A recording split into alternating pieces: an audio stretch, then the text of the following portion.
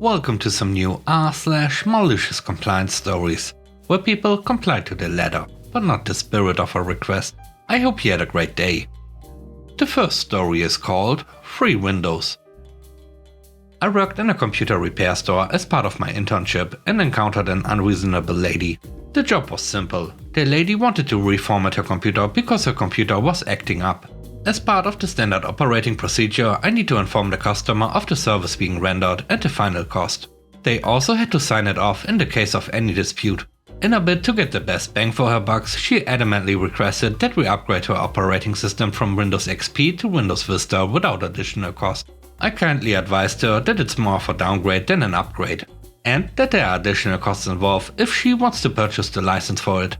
The lady went into a rage and said that I'm trying to scam her because Windows is supposed to be free. I decided to call my manager.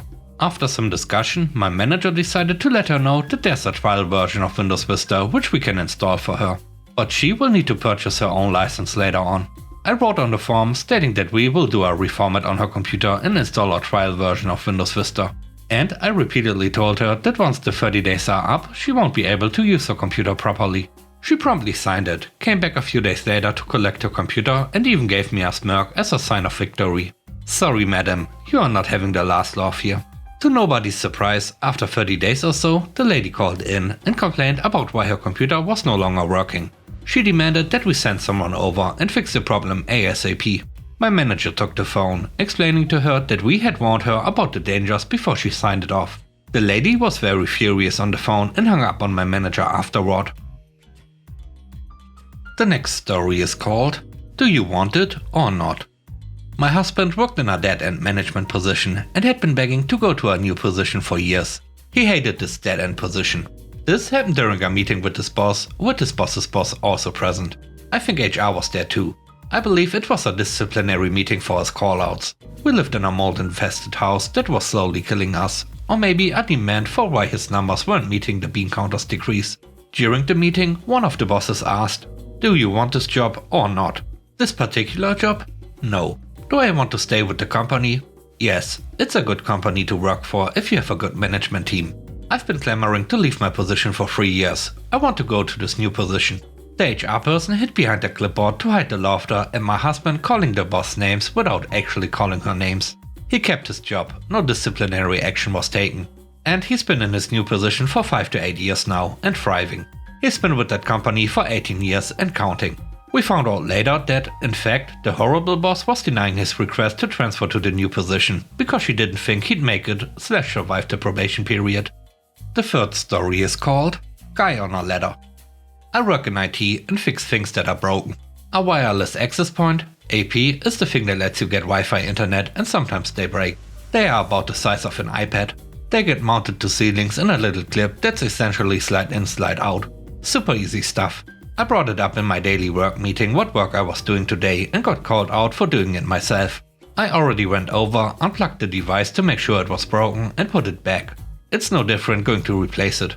However, since it's dealing with wall cabling and power, we are told to contact a low voltage vendor to come to do the work for us. That way, they are the ones climbing ladders and we don't screw with building power. I just got a quote back and it's going to cost $400 for a guy to show up, climb a ladder up about 3.5 feet, unplug an AP and plug in a new IP I hand him while standing beside him. I cannot stress enough how easy this work is. Plugging in is the same thing as plugging an internet cord into your computer, game console, etc. The hardest part of the job for him will be finding parking. At the end of the day, I get my hourly rate, whether I'm standing there or doing the work myself, so I don't care either way. Just thought it was pretty silly. The next story is called All the Emails. Part of my job involves managing a ton of scholarships.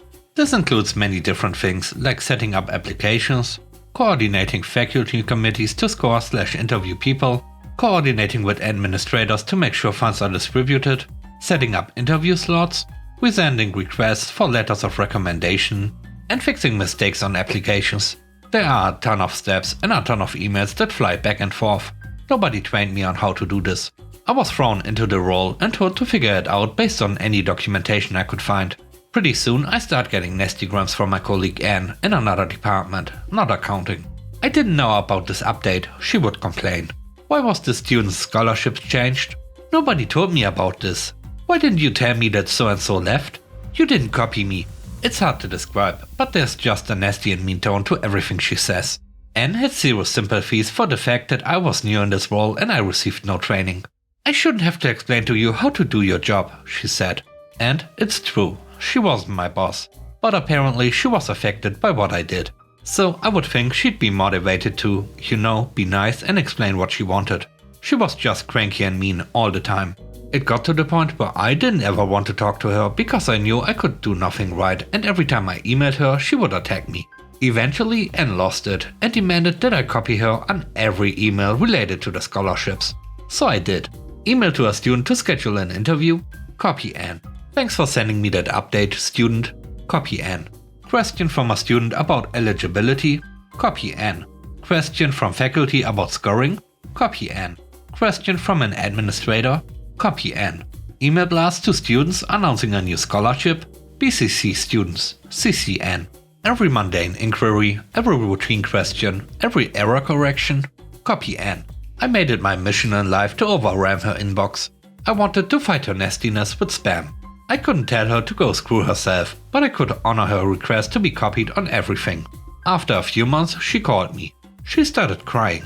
It feels like you're being mean to me, she whined. What? Did I misunderstand when you said you wanted to be copied on all emails related to scholarships? You knew what I meant, she sobbed. You deliberately misunderstood me, she cried. How am I supposed to know when to copy you and when not to? I asked. You said to copy you on everything.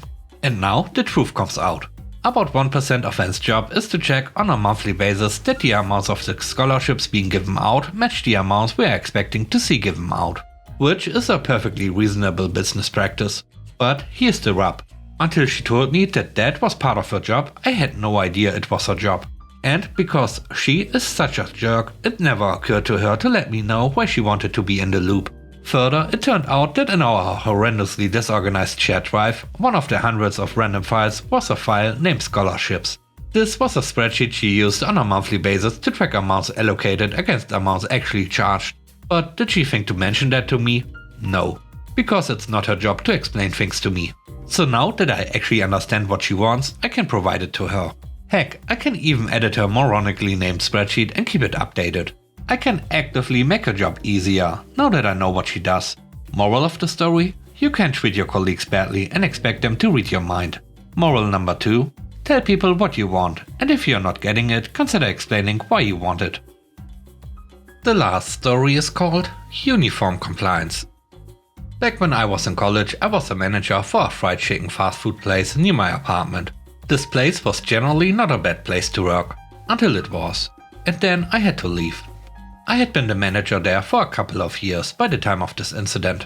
We had a person that just got out of the military come back to work for us as a cook, and everyone that knew him was super excited. Apparently he was a really cool guy and had worked there between high school and going into the military. When he got there, he informed us that all the uniform shirts that he had either no longer fit or he gave them away and that he would need new ones. The owner had several stores that he oversaw and told the new cook he would have to find some and bring them back to our store. The cook was told to wear his own shirts until the owner brought new uniforms back to our store. After 2 weeks of wearing his own shirts to work, shirts that were solid color and usually the same color as the uniform shirts, the cook got fed up with not having uniform shirts to wear. The cook decided to wear a shirt with a logo on the front that looked like gibberish around a circle with text in the middle. Dave, the owner, came back in that day and the conversation went as follows. Dave, reading the text out loud, asked me about my 7-inch. 1. What is your 7-inch? Ron, holding up a flower-covered hand over a portion of the image, making a phallic representation appear. Oh, you mean my... It's 7 inches, Dave. Why do you ask? Amazingly, Dave somehow found new uniform shirts in his truck and asked Ron to change immediately. And with that, we end today's video. Let me know what you think about the stories. On a scale of 1 to 10, how would you rate the stories and today's video? I hope you enjoyed the video. If you did, please don't forget to subscribe and hit the like button. And I hope you have a great day. Stay safe. Bye bye.